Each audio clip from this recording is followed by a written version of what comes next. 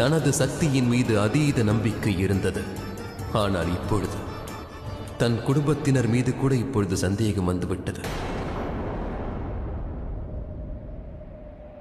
தன்னை சந்தேகிப்பதே சுத்தப்படுத்துதலின் ஆரம்பமாகும். தன் மீதே ஒருவன் சந்தேகம் கொள்ளும் வரையில் சனி தேர்ந்தெடுக்கப் போகும் வழியை பார்க்கலாம். சனியின் பேசியது கிடையாது. அப்படி இருக்க சனி எப்படி கேள்வி கேட்கலாம்? விரைவிலேயே சனிக்கு ஒரு பாடம் கற்பிக்க வேண்டும். கதிர்கள் சூரியதேவா, யார் என்று கேளுங்கள். ஒருவர் உள்ளார், சனியின் மனதை வசப்படுத்த தெரிந்தவர்.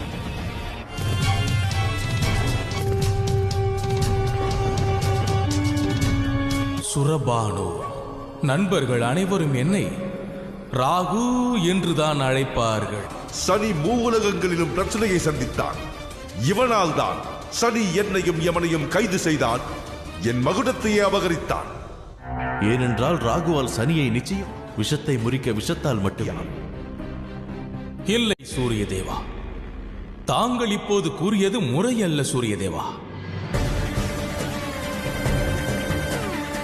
தங்களுக்கு ஏமாட்டார் என்பதை நான் அறிவேன். தங்களுடைய மனதில் சில கேள்விகள்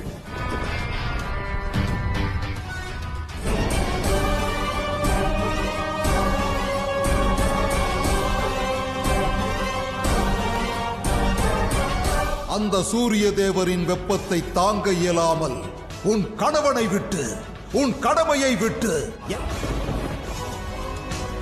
அன்றும் நீ உன் சுயநலத்திற்காக இங்கு வந்தாய், என்றும் குற்றவாளி என்று நினைக்கிறீர்களா? ஏதோ தவறு நடந்திருக்கிறது தந்தையே. சூரிய தேவர் மாறிவிட்டார். ஏன்? எப்படி?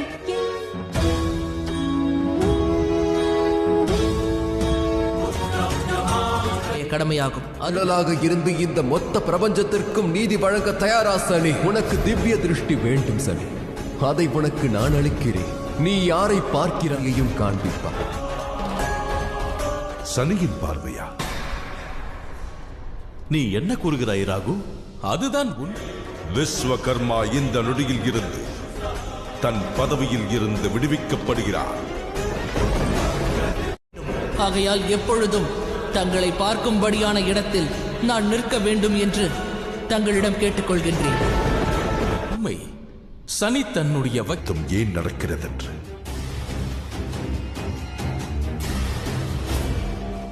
நான் உங்களுக்கு உதவி செய்தால்